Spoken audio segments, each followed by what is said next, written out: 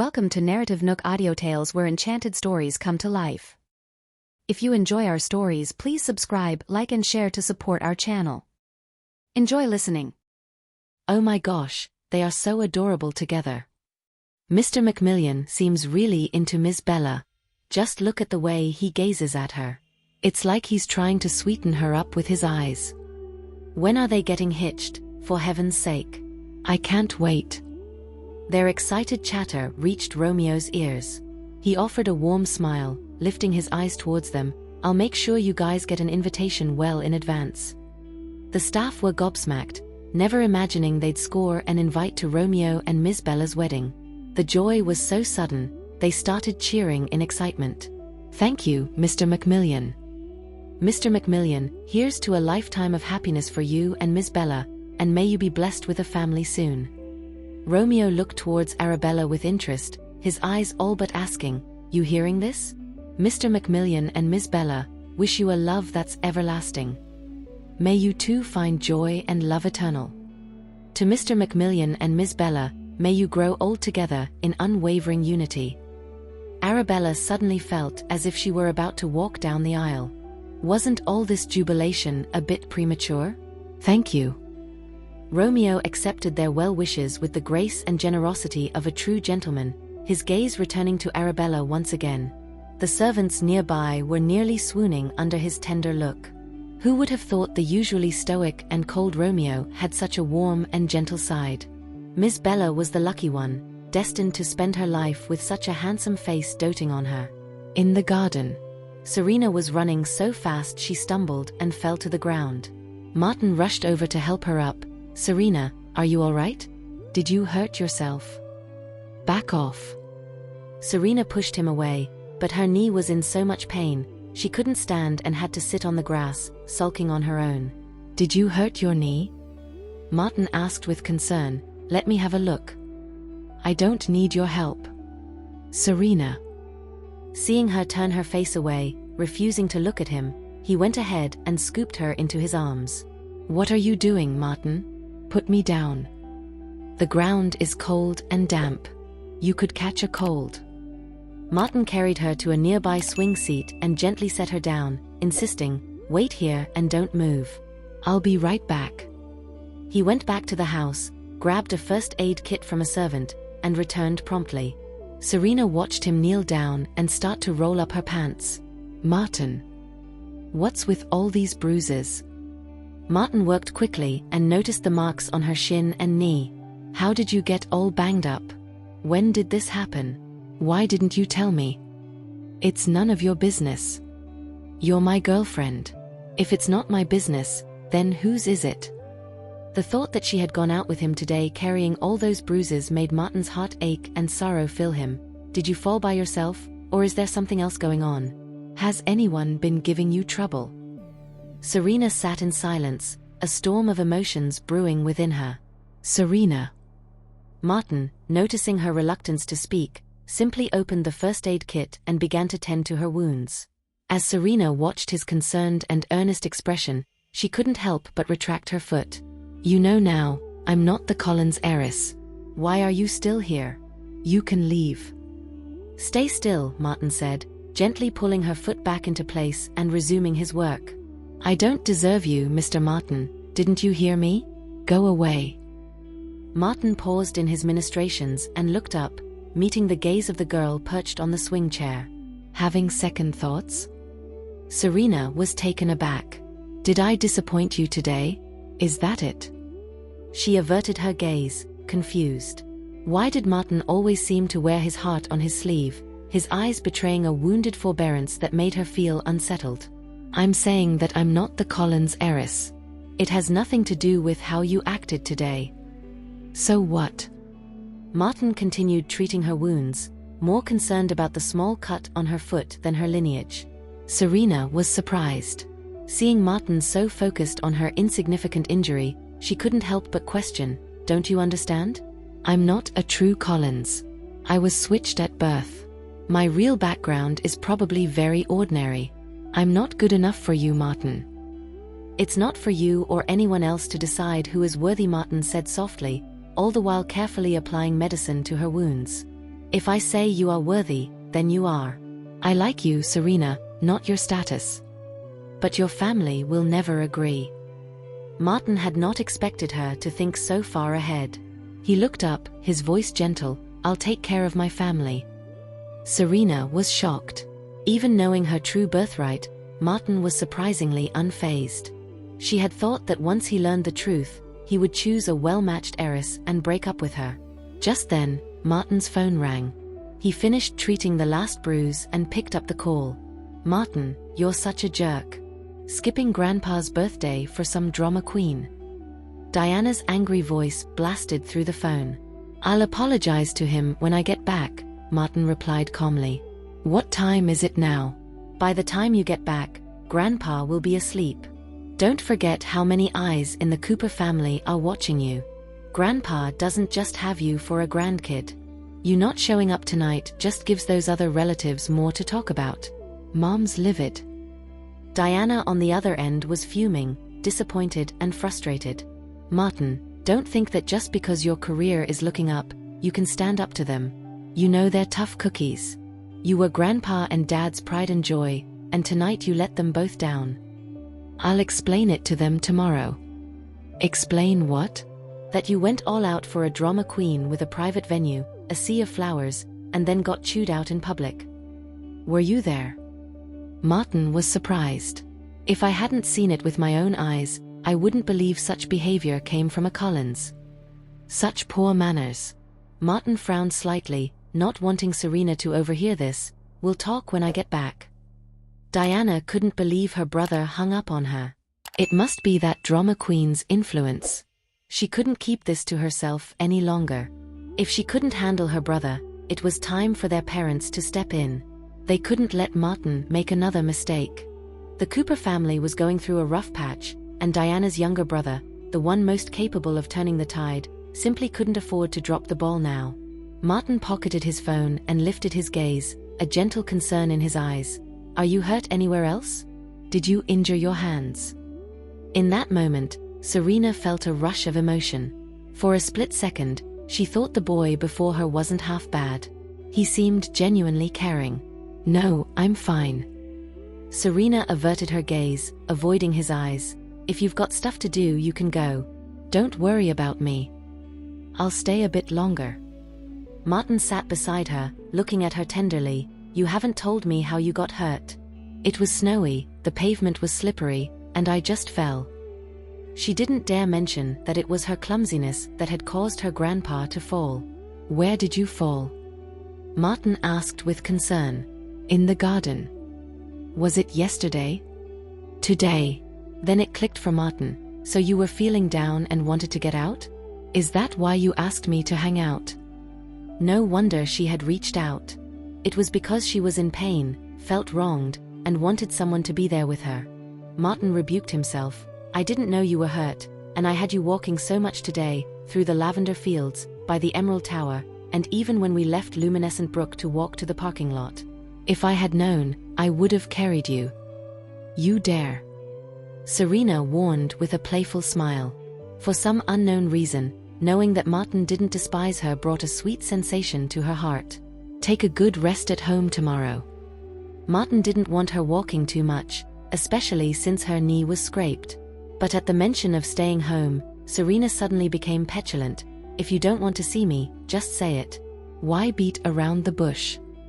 She tried to leave the swing, but her foot ached too much, and she nearly stumbled.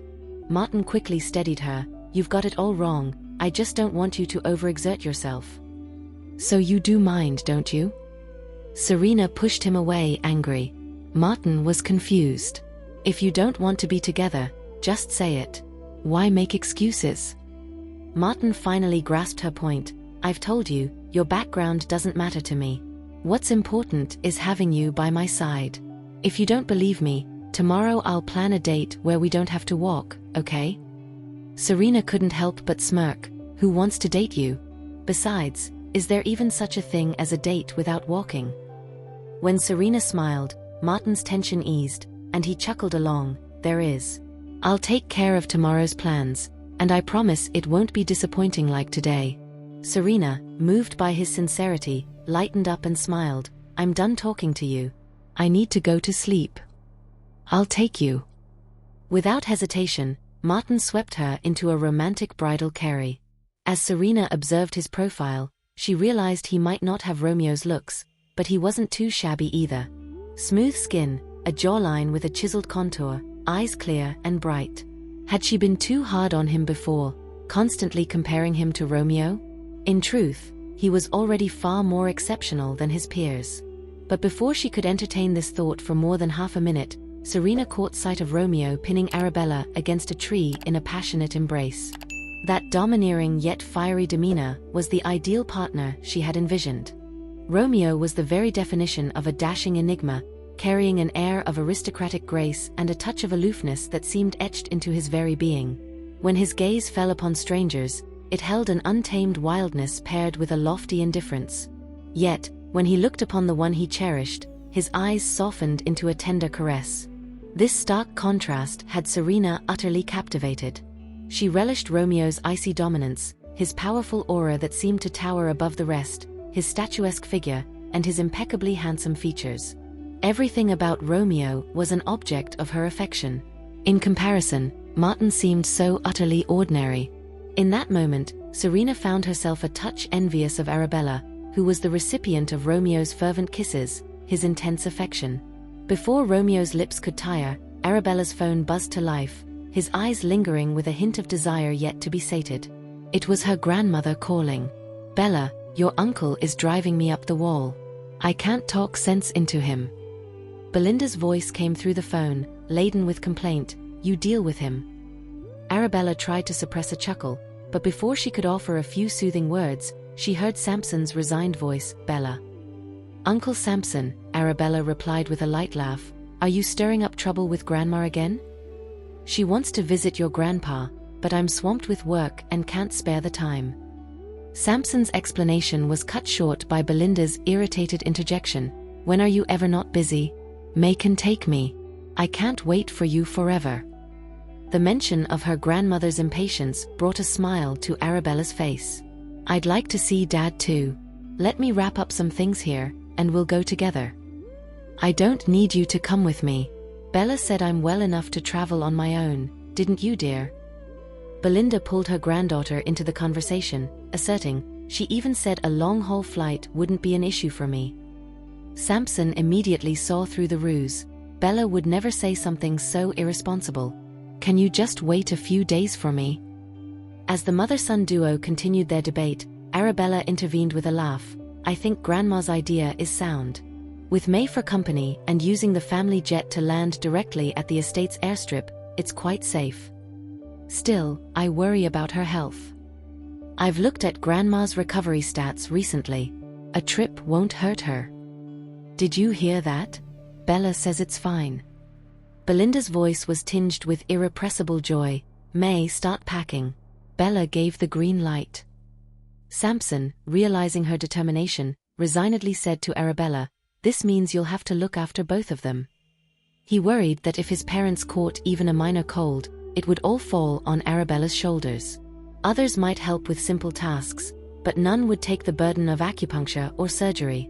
"Don't worry, let Grandma come. A good mood is key to a faster recovery."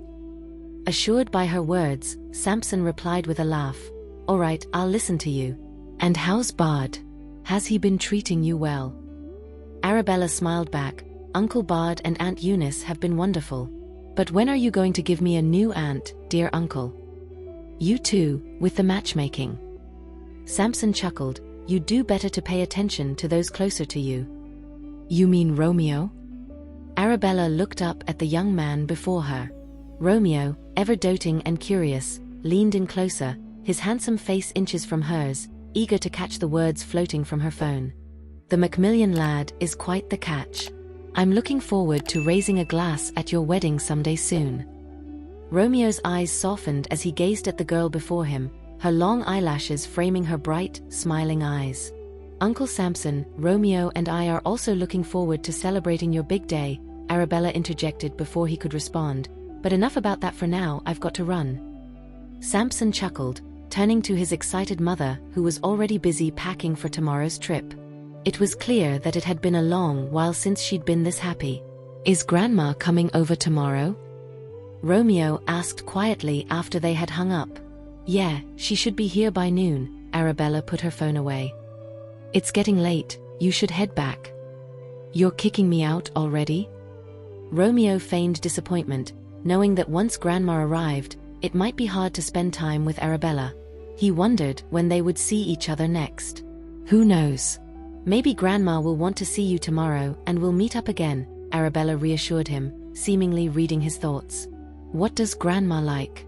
"I want to prepare a gift, just in case I get the chance to give it to her in person," Romeo said, then added, "And what about your grandpa, uncle, and aunt?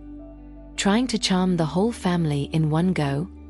"Well, if I'm going to take their precious granddaughter, niece under my wing, I've got to make a good impression." Romeo's gaze was tender as he looked at Arabella.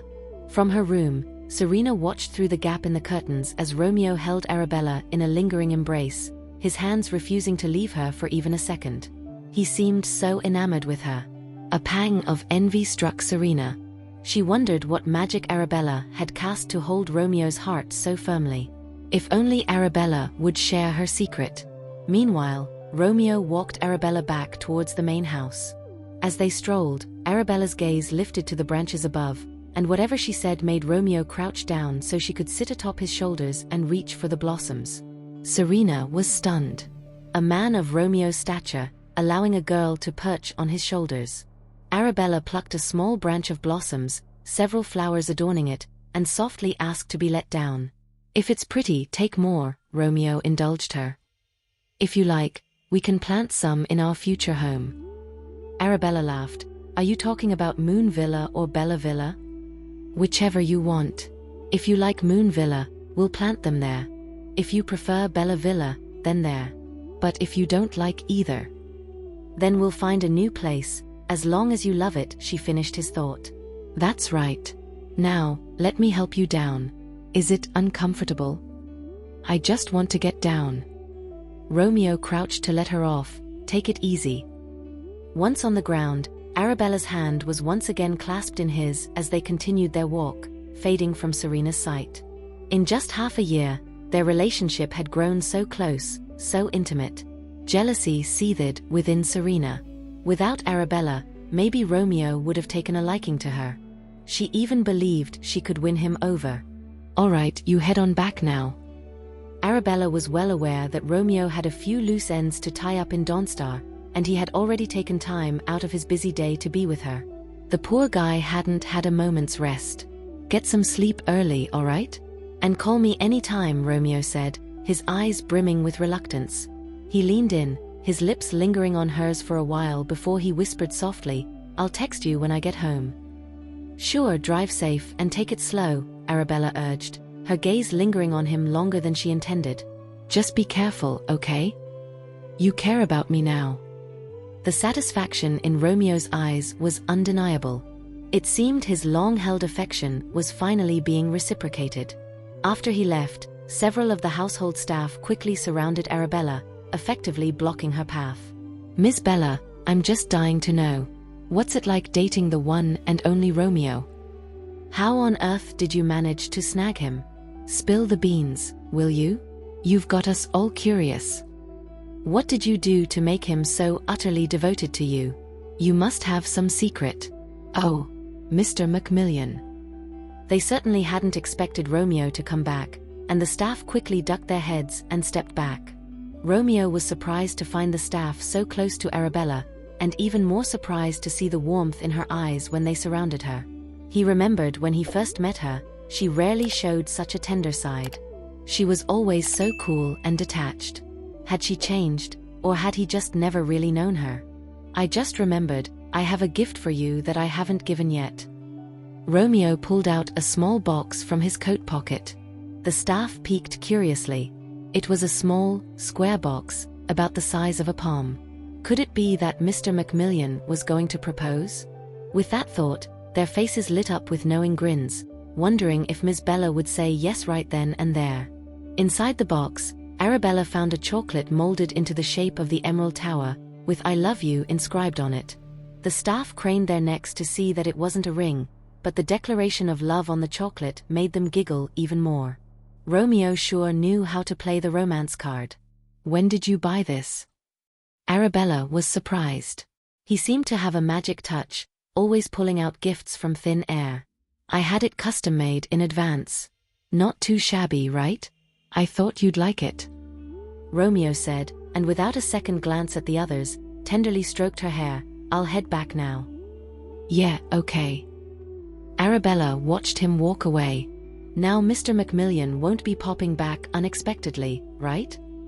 "Miss Bella, does the chocolate have anything written on the other 3 sides? I caught a glimpse of one side, and it was all written up. It's not some condensed version of a love letter, is it?" Arabella's gaze landed on her. "You have quite the eye for detail." "It's just the angle. I swear I wasn't snooping. It was totally by chance."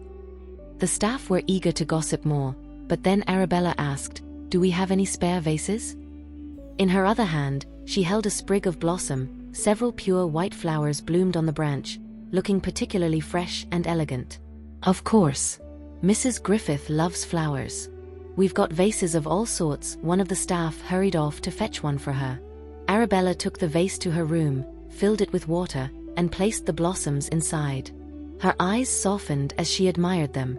The next morning dawned bright and early.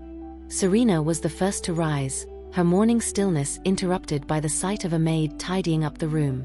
It was only upon inquiry that she learned her grandmother was coming for a visit. Apparently, Arabella had received the news the previous night but had kept it to herself. Damn it! Was she trying to score some brownie points with Grandma? She didn't even tell Serena. She must be afraid of Serena stealing the spotlight.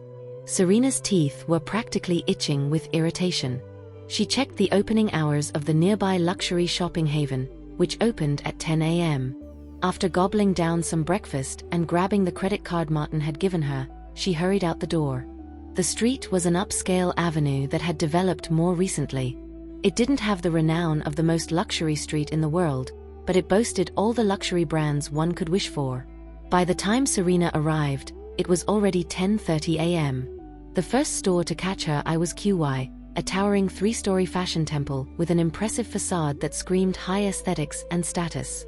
Serena felt a pang of discomfort. Why should a brand founded by a mere teenager stand its ground on this street, shoulder to shoulder with the big international players? As she eyed the dazzling array of merchandise, she stepped inside, heels clicking assertively on the polished floor. "Welcome to QY. All of us here are thrilled to see you. What can I assist you with today?"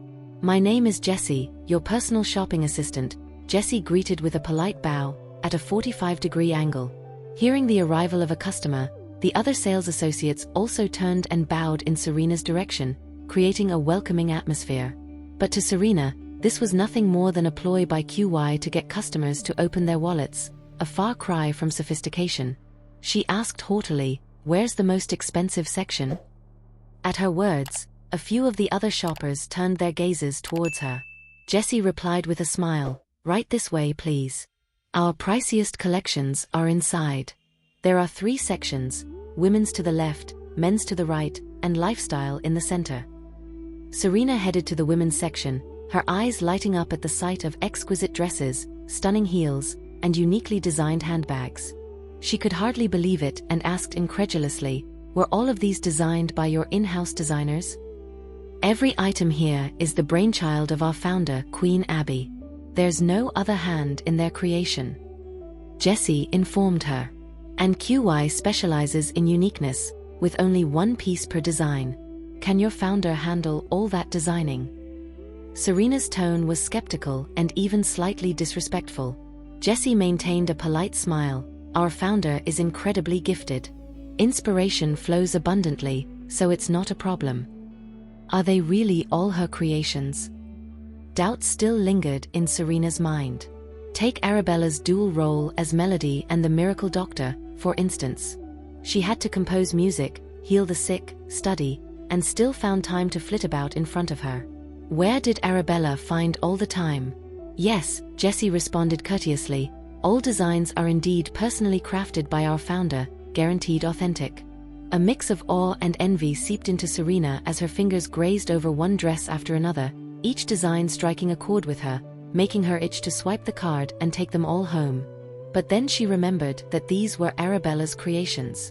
Imagine Arabella's sneer if she saw Serena wearing them. Reluctantly, Serena pulled her hand back, forcing herself to look away, to not buy. Yet her feet seemed glued to the spot. She couldn't even leave the women's section. She kept telling herself it was just window shopping, nothing more. So, she continued to browse, but with each step, she regretted it. Damn it, why did everything have to look so appealing? Not only were the clothes and shoes a treat for the eyes, but the jewelry and watches were outrageously stunning too. If it weren't for the fact that Arabella was the designer behind these pieces, she would have swiped her card without a second thought. These are your priciest items. Serena couldn't hide her disdain as she looked away, her voice dripping with condescension. It seems the talent of your founder doesn't quite stack up to that of the designers at top-tier brands. Our brand has ascended to the international top tier, and the prime spot we occupy on the street is a testament to our solid brand strength, Jessie responded with a gentle tone. Not only that, but even some of the leading international designers have admitted to being outshone by our founder. They've been on the news talking about wanting to apprentice under her, yet they lament never getting the chance. Ever since QY burst onto the scene, more than one designer had praised Queen Abby's overflowing talent in front of the media, some even harboring dreams of studying under her, if only they could meet her. I grew up wearing nothing but top-tier brands, and I'm not particularly impressed by these designs. Serena said haughtily, drawing from her past experiences as she criticized, take this coat, for example. If it were designed by someone at Chanel, it would definitely be a tweed suit, which would better complement rich girls' elegance. If every designer copied Chanel's style, then the world would be overrun with Chanels, Jessie retorted. We'd never see the birth of new brands or styles. QY aims to be different. Our founder's designs are versatile, sweet or sassy, gentle or bold, suitable for a broad age range. So, the real target audience for QY is people like you? Only those at the bottom can appreciate it, Serena scoffed dismissively. You simply don't understand the needs of the true elite. Enough talk. After having her say, Serena was ready to leave when she heard a voice call out, hold on. She turned to see a distinguished-looking lady in her 40s, draped in high-end brands from head to toe, yet Serena couldn't place her. You are entitled to dislike any brand, but please refrain from being offensive. Everyone deserves respect, and I think you owe this sales associate an apology. Serena couldn't identify the woman and sneered cold-heartedly, who are you to her, her mother? Why are you sticking up for her? The lady seemed taken aback by such insolence, especially coming from someone so young. It was a lack of manners she hadn't encountered before. And you're not my mother, so why bother? Do you think we are all your children and have to listen to you? Serena rolled her eyes and turned to leave, making a point to say as she stepped out, not only are the products unimpressive here, but so is the clientele. Jessie, the sales associate, had to bite her tongue in frustration. She had never encountered such an arrogantly rich girl, insulting her and dragging the entire QY brand and its customers through the mud. If it wasn't for the store manager's teachings to remain calm and consider the brand's image at all times, she would have confronted the woman directly. What terrible manners that girl has. It's true what they say, when something gets famous, it invites trouble, the lady said indignantly. Dressed in all those designer labels, you'd never guess her upbringing was so poor. Mrs. Cooper, thank you for speaking up for me, Jessie said, expressing her gratitude politely. I'm sorry it spoiled your mood, let me get you a cup of tea to calm your nerves. Unaware of whom she had just offended, Serena moved on to another luxury store catering to a more mature clientele. The styles here were tailored for the older generation, and many high society ladies preferred to shop here. Serena quickly took a liking to a brooch that suited her grandmother's taste without compromising her status. The clincher was the free bracelet that came with the brooch. She planned to gift it to May, after all, May was her uncle's favorite. As she headed to the checkout, she caught a glimpse of a familiar person. It was the same distinguished lady from before. She was browsing the same boutique. Serena took a second look at her, realizing that the most valuable thing on her wasn't the designer clothes or the jewelry, it was that Hermes bag on her arm. Clearly, she came from a well-off family. Serena couldn't help but wonder why someone like her would be such a busybody. As the well-to-do lady examined a wristwatch, Serena whispered to the sales associate, "I want what she's holding." The sales associate followed Serena's gaze and frowned slightly. "That watch is a hot item in our store, and that's the last piece we have." "Well, what are you waiting for? Wrap it up for me." "But..." The sales associate hesitated. "That lady saw it first. Did she say she's buying it? She's just looking. Who knows if she'll even purchase it?" Serena put on an air of superiority. "If you're not interested in making a sale, maybe I should find another associate who is." With such a commission on the line, who wouldn't want it? It was the kind of sale that could match a month's worth of work. "I'll go and talk to her." Soon enough, the sales associate secured the watch for Serena. Serena glanced at the lady with a smug look that seemed to say, "That's what you get for meddling in other people's business." The lady was taken aback. The girl's family must be doing well. The watch was priced at 30 grand, and she didn't hesitate to buy it. However, the watch was bedecked with some gems and jewels, clearly not matching the taste or preferences of a girl her age.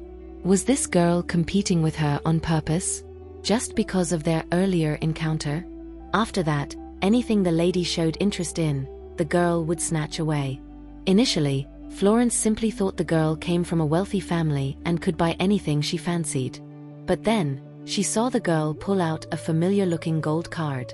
That card was an exclusive gold card from East Banner Bank, given to her son to encourage him to deposit his substantial cash into their private banking services. There was only one such card in all of Dawnstar.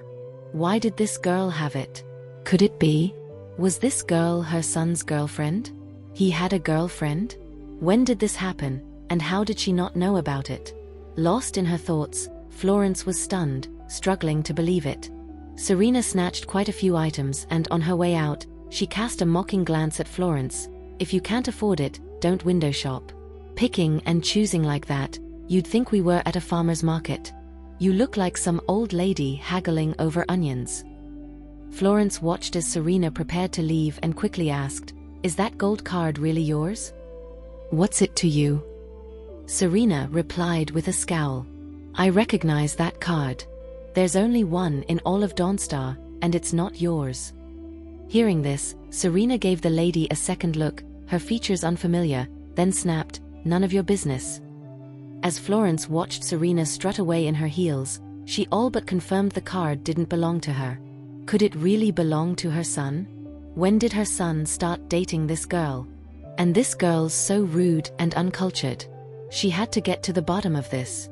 She wouldn't let anyone of questionable character step foot into the Cooper family home.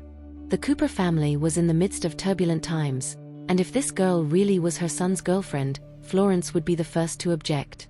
"Pete, start the car, we're heading over to Martin's."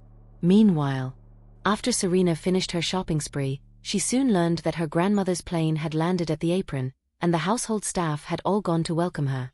Serena, not one to miss out, got dolled up and hurried over to cozy up to her. Arabella had been out running errands that morning, and upon her return, she saw Serena clutching her grandmother's hand, cooing, "Granny, what do you think of this brooch? It symbolizes peace and good fortune. I bought it with the prize money from a competition, just for you. Do you like it? That brand is my favorite, isn't it? That brooch must have cost a pretty penny. You've won another competition, haven't you?" Belinda was touched and impressed by Serena's thoughtfulness, not only for her parents and brother but also for remembering her dear old granny. "It's from competitions a while back," the prize money added up. Arabella's lips twitched in skepticism.